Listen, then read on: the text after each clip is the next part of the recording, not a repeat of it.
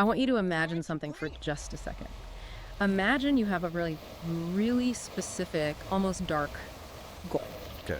Imagine you wanted to take a perfectly functional, blank slate human being, a child, and just methodically, step by step, engineer them into a total nightmare. Oh. I mean, creating someone who is physically an adult, but psychologically just hollow. Someone who can't function in the real world, who everyone dislikes, and who is just fundamentally miserable. Right. If that was your mission, how would you actually do it? It sounds like the plot of a psychological horror movie. But the really terrifying thing is we don't have to guess. Yeah. We actually have the blueprints. We do. And that is exactly what we're deep diving into today. We're breaking down a piece of source material called The Architect's Guide to Raising a Tiny Dictator. And I have to be honest, when I first started reading this, I was laughing. I mean, it's written as satire, but then about halfway through, the laughter just stopped. It stops being funny. It really does. Because you realize this isn't just a joke, it's a reverse engineering manual. It really is. It's a disaster blueprint. And the reason it hits so hard is that it's just so precise. It's this piece of reverse psychology that basically argues, if you want to ruin a human, there are 10 specific rules you need to follow. Exactly. And by exploring how to, architect this entitlement, we end up learning some really brutal truths about resilience, ego, and effemination, and why so many adults today seem to struggle with basic accountability. Yes. So we're going to deconstruct these 10 catastrophic rules. And I want to issue a warning right now. If you're a parent, an aunt, a teacher, honestly, if you've ever just interacted with a child, this might get a little uncomfortable. It's going to sting a bit, A little bit. but it's the good kind of sting, the kind that wakes you up. Okay, so let's unpack this. The guide starts with the absolute foundation. If you want to build a tiny dictator, where do you break ground? Rule number 1, never let them feel discomfort, ever. This is the bedrock. It has to be. The guide calls for what it terms a 24/7 concierge service. A concierge service, I love that. And the logic is, in a very twisted way, sound. It says discomfort is the primary engine of resilience.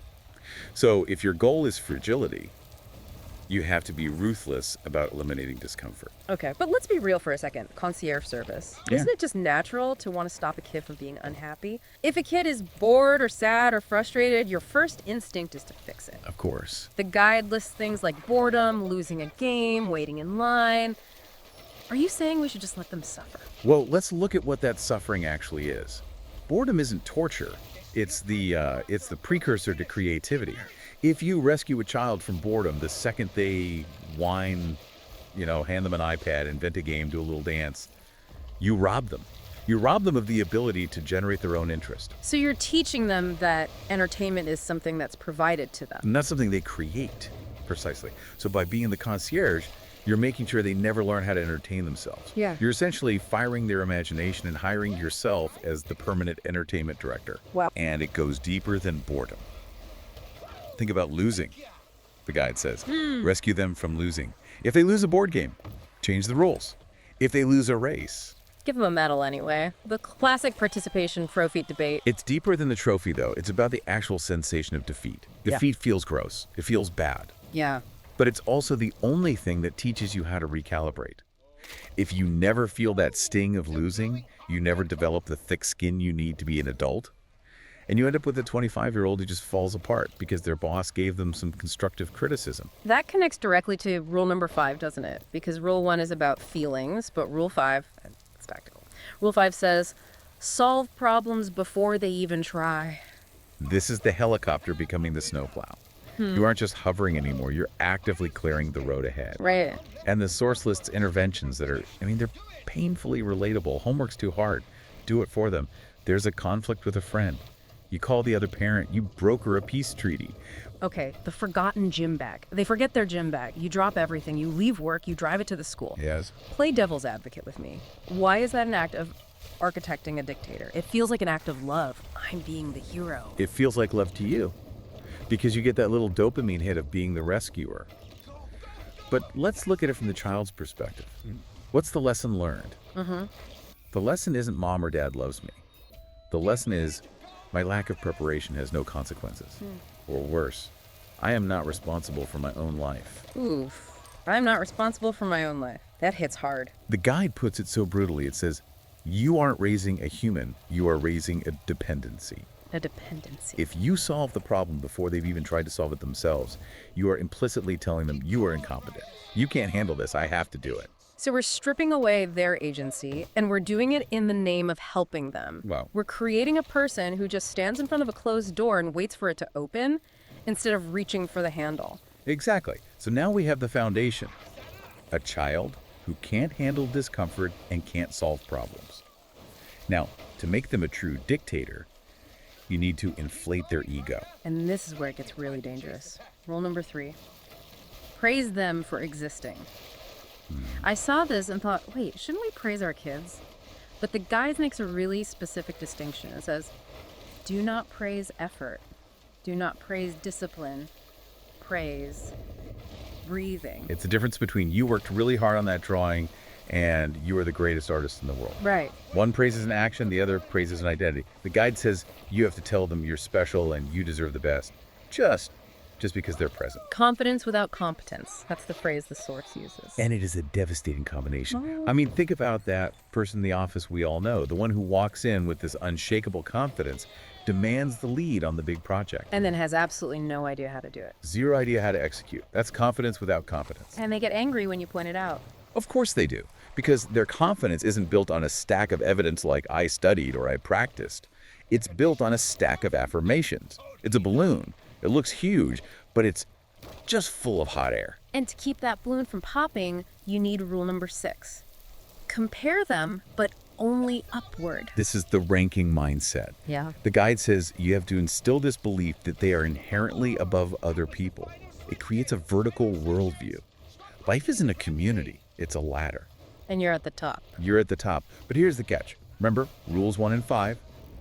They haven't earned that spot. They haven't suffered, and they haven't solved problems. So they feel superior, but they are actually helpless. That is it's a recipe for a personality disorder. You feel like a king, but you can't tie your own shoes. It's called hollow superiority. And people with hollow superiority are incredibly fragile because deep down, they know they're a fraud. They know they can't actually do anything. So they become hyper defensive. Which leads perfectly into the next section. If you've got this massive, fragile ego, you need armor. You need a way to deflect anything that threatens your delusion. Enter the Teflon mindset. Rule number 4, make sure they never apologize. This is all about externalizing blame. The source is so explicit here. When the child messes up, and they will, you have to immediately find a scapegoat. The list of scapegoats is hilarious and tragic. You blame the teacher, she just doesn't understand his genius. Right. You blame the friend, he was a bad influence. You blame the system, blame the weather. The guide says, protect their ego like it's a national treasure. If a tiny dictator looks in the mirror and sees a flaw, the entire illusion just collapses. Yeah. So as the parent, you become the defense attorney. You argue down every charge. The child learns, I am never the problem. The world is the problem. And to really lock that in, we get rule number 7, shield them from criticism. This is where we rebrand reality itself. This is the one that I think is most prevalent in social media culture right now. The guide says, if someone corrects the child, you don't call it feedback. No. You label it hate. You call it jealousy. You call it negativity. Oh, ignore him. He's just a hater. They're just jealous of your shine. Think about how destructive that is. I mean, if a teacher says, hey, you need to work on your math skills, and the parent's reaction is, that teacher is just negative and doesn't like you, what have you just done? You've severed the feedback loop. You've made it impossible for the child to improve. You've weaponized their mediocrity. You've taught them that any input from the world that isn't glowing praise is actually an attack on their character. Exactly. And the source has this chilling line.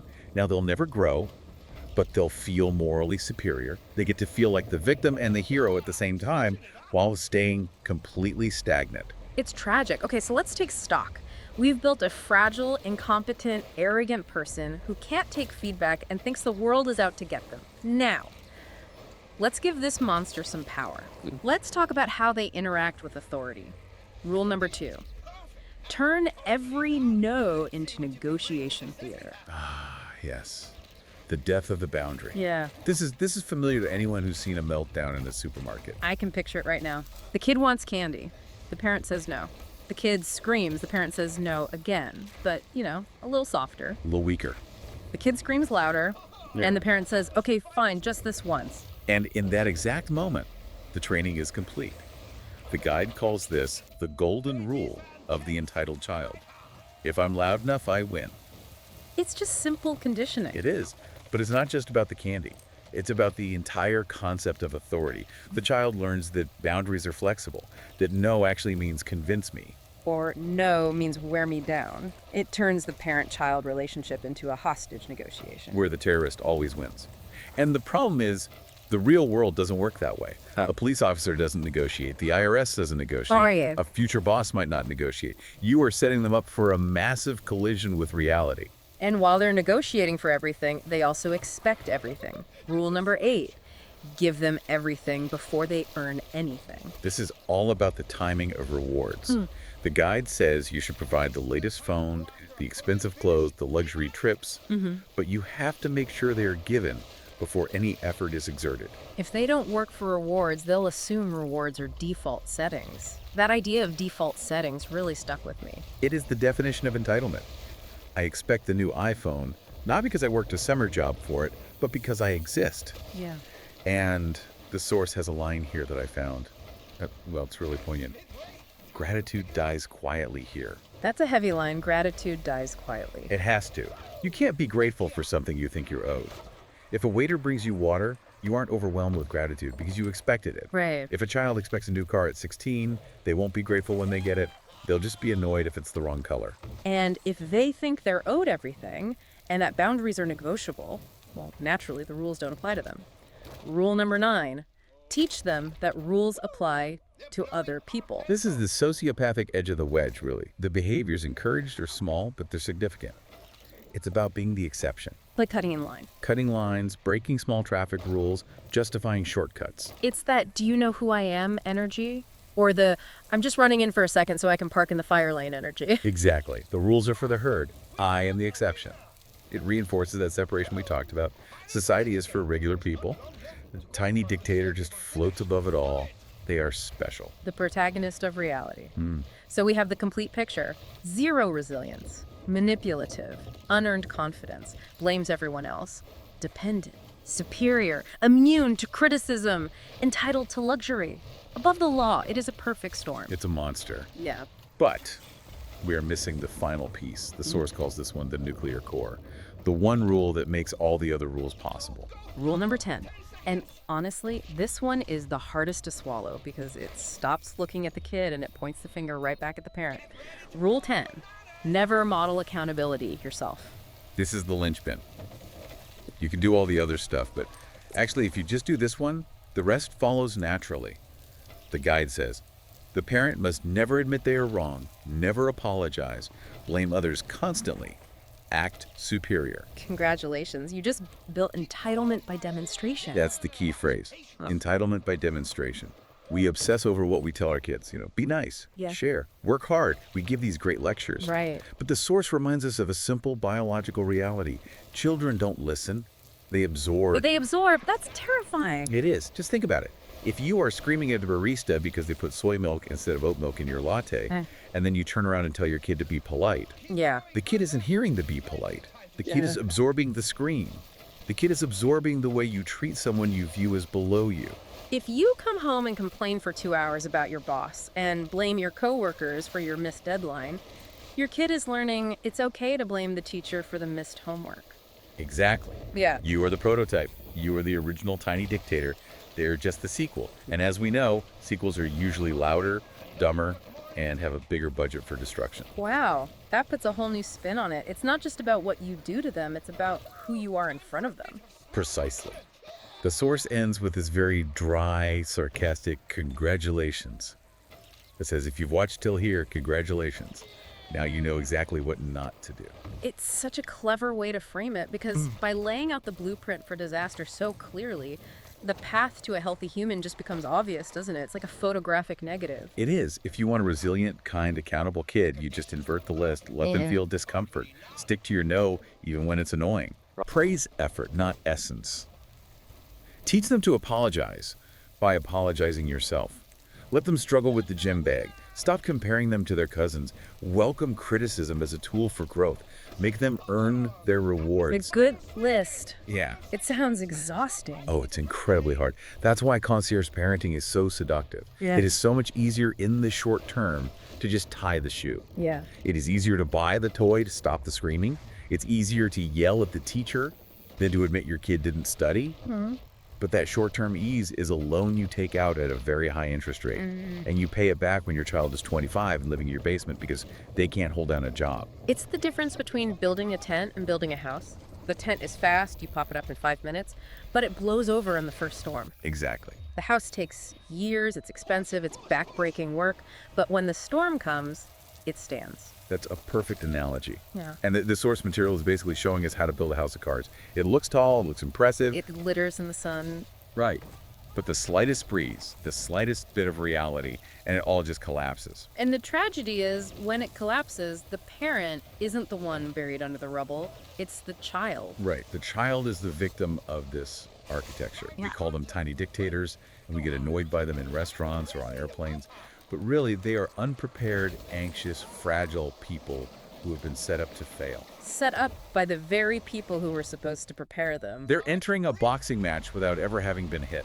That is a heavy realization, but I guess better to realize it now than 20 years from now. Absolutely, the blueprint can be burned. You can change the architecture. So what does this all mean for us? Whether we have kids or we're just watching this generation grow up, or maybe we're realizing we have a little bit of tiny dictator inside of us. I think it means we need to reevaluate our relationship with struggle. We live in a world that sells us comfort. Convenience is king. One-click delivery, instant entertainment. Algorithms that only show us what we like. We're building a concierge reality. But human character isn't built in convenience. It's built in the friction. We have to embrace the friction. We have to love the friction.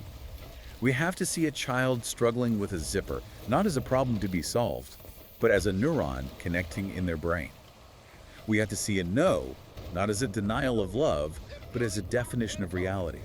Struggle is not the enemy of success, it's the raw material of success. Maybe we have to look in the mirror. That's the big one. If you want accountability, we have to bleed accountability. We have to be the first to say, I was wrong, I'm sorry, I messed up. Which is probably the hardest thing for any adult to do. It feels like weakness. But it's actually the ultimate strength. It shows you aren't fragile. It shows your ego can take a hit and keep moving. That is the lesson we need to teach. This has been intense. I feel like I need to go apologize to someone just to prove I can, or maybe go fail at something and not complain about it. That's a good place to start. Go get a participation trophy and throw it in the trash. Before we wrap up, I want to leave you with a final thought. We talked about that last rule absorption, the idea that children are mirrors. Yes, the ultimate reflection. So here's the question for you to carry with you today. It's a question that might keep you up at night, but it's worth asking. If the young people in your life are merely mirrors reflecting what they see, what specific behavior of yours are they absorbing right now that you haven't even noticed? What are you teaching them when you think you aren't teaching them anything at all? That is the question. Thanks for diving deep with us. Don't be a dictator. See you next time.